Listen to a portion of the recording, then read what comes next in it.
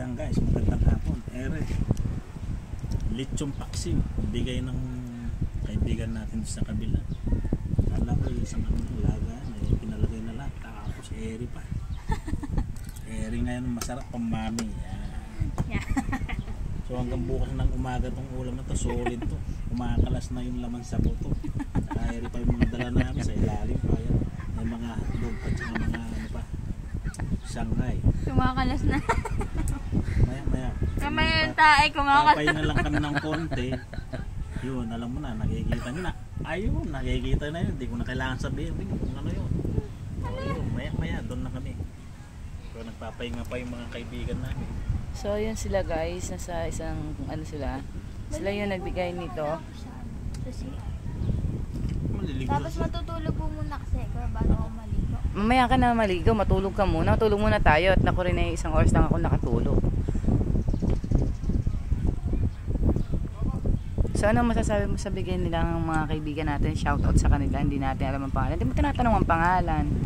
Ano masabi mo sa nyo, lasa guys. ng luto nila, Tito Lance? Ano masabi mo sa lasa ng luto nila?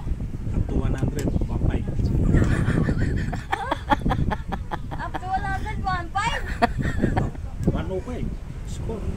150 lang yan, pag 105. 105. Pinalitan mo, nalito ako sa 105, tapos sasabihin mo 150. 105. Up to 100 daw. 1.5. Tapos ginawa mo, Ano? 150. Tapos sabi naman nito, ano kaya 150? Kumain nga lang, gutom lang yan. Ano? Tulog mo muna doon. Mamaya tayo lumarga doon sa tubig na. Meron daw tayong hotdog at saka raw siomay. Ang nakita sa video, isang talong, sibuyas, at saka isang mangga. Sabi nito lang kanina. Nasa ng hotdog, at saka ano? Sabi nito lang kanina. Sasain ko ay yung bigas na umagos sa itlog. Bigas na umagos sa itlog. Ikaw lang nasabi nun eh, hindi ako eh. Sinabi mo rin kanina.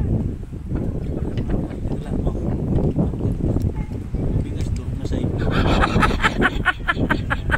Oo nga ano, kumakatas na. Kumakatas na, sabi ko.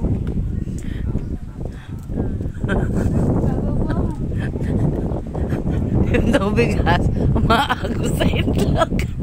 Yung ano, di ba sinabi din kanina. Sasain nga. Nakakaya lang tumawa kasi for the match sila.